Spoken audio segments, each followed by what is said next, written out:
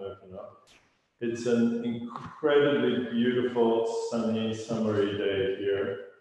We've had a couple of weeks of rain and cold, which is good for the land, and I hope wherever you are, the summery weather is coming along.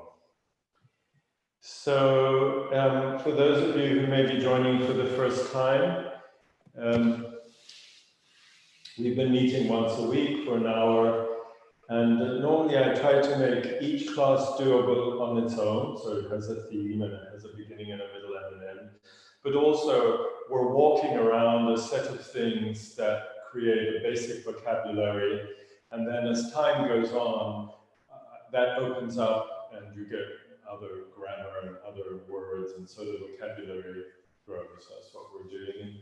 We've been working a lot with the sense of weight. In fact, that all of us are weighted beings on this planet. We take it for granted, but it's actually a basic thing that we know, that the nervous system knows and uses to compute lots of things. Where am I? Where are you? Am I safe? Are you safe? How fast are we moving? Do we have time to open up the subject? Because we're used to knowing. We're used to knowing, oh, I'm in place. Oh, I'm about to go. So we're used to computing that kind of thing. And it's something that we know through the organ of our skin. It's something that we know through all the weight receptors that are just under it.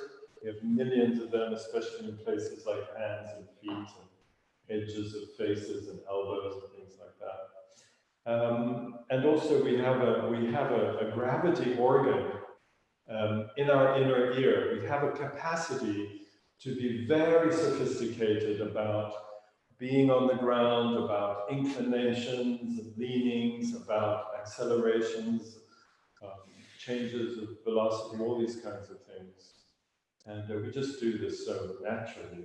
And we go to pick up a cup of coffee, and if we expect coffee, just by looking at the cup, we kind of already know what our action is going to be like. So we're gravity beings, and we're weight beings. And in our culture, we critique that horribly and excessively, but actually it's one of the greatest gifts that our body gives us, is that we're heavy, we know it, we may have a history about it, we may like or not like our bellies or our bottoms, but that's it, we have all of that. And then as we open the chapter of weight, or the gate into the garden, the gate of weight into the garden of our bodies, we discover that we can be here, and then our sensoriality blossoms, and we start to notice all sorts of amazing things. And then, of course, we realize that we're breathing. Instead of looking at breath from the outside and going, oh, I should breathe in my belly or my chest or whatever, we go, oh, I'm breathing. And when I move like this, the breath does that. And when I move like that, the breath, and vice versa. The breath helps me to make that movement. So we realize that we're not looking into the garden. We're not looking at ourselves and problematizing our bodies. We're making friends with something that's very near. So we've been talking about nearness. And that's led us into the first bits of grammar of this garden, which is that the garden has a river that runs through it, which we could call the spine. The garden has a periphery, and these things relate to each other. And the river is also an antlered squirrel. And this is a very scientific thing that you need to take on board. And so we have a head and a tail, and we can open up those directions, and then we start to have, from that we start to have legs and arms and things that move. And then of course that allows us to bend forward and backward and rotate, which is what yoga seems to be more known about. So that's what we're doing, and it was lovely having this class with you. So bye-bye. No, just joking.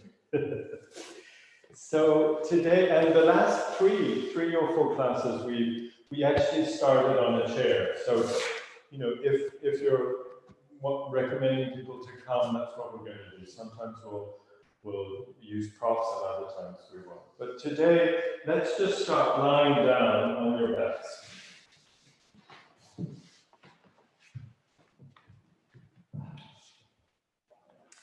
And before, or maybe you were already lying on your back, so before you tidy yourself up too much,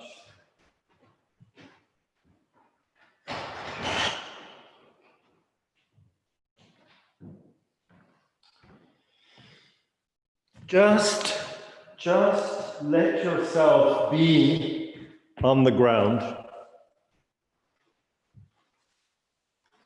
and feel. This is what's so wonderful about the ground. Mattresses and sofas and hammocks are also wonderful, as are lilos and other things that float in the river, etc. But the ground, what's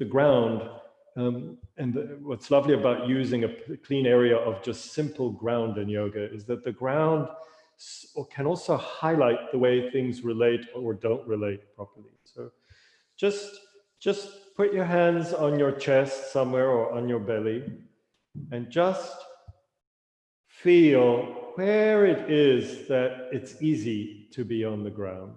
The heels, the bum, the elbows, the head, wherever. And easy doesn't mean that there's another area that's bad. It's just, where do you go where it feels like, oh, I just love that I've just stopped whatever I was doing and I'm on the ground and my head or my back of my shoulder blades or whatever. So that's where we start. Where is it easy? Where does it feel economical or resourced? All those things. And it seems obvious, but I don't think it's so obvious to us because we don't do that with our bodies. We are always complicating and worrying and needling, and we just don't welcome and go, oh, okay, that's okay. That bit is okay. That's wonderful to be on my feet or on my back.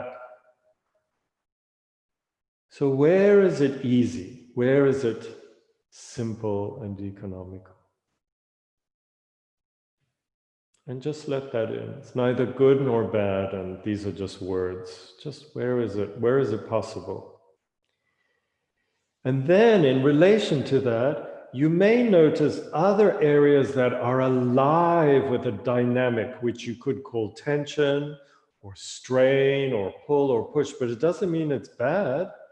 It's just a different kind of thing. So that could be your lower back or something around your shoulders or behind your knees, or sometimes in the hands and feet and face and chest. We stop and then we listen through the weight and we realize, oh, I'm still holding, I'm still clenching or tight. Which is fine, just observe. So we're observing the places where it's easy to plonk and rest. And then other places where there are suspension bridges and leaping deer and huge waves and other things. And just appreciate.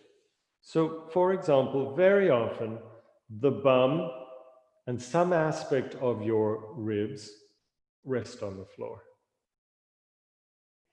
And then the lower back has a curve and a dynamic and an energy that has a wonder of its own. So just notice that.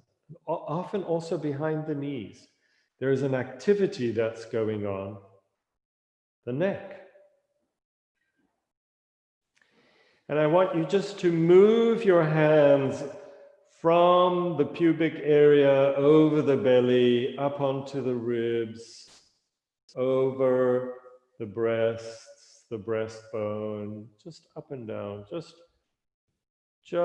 the warmth of your hand, giving you a surface that's not the surface of your back on the floor, it's the surface of your front. And just notice, stop on your ribs, stop down on the belly. So the surface of your back is lying on the floor, or the floor is coming up to meet the surface of your back. And the surface of your front is interacting with the clothes and the surface of your hands. So we're just heavy, we're near to ourselves, and we're not fixing anything. We're not fixing, we're not looking and adjusting, but we are allowing things to come into relationship because it's normal. When we slow down, we notice these relationships, and then sometimes we judge them like, wow, that's tense, or that's pulling, or that's hard. But it's nice actually if you have a bit of space where you don't have to go so quickly into that. Good. Then we're going to bend the left leg. You can rotate it out just so you don't use your thigh flexor so strongly, your thigh muscles. Bend the left leg and bring it up so that the foot is flat on the ground.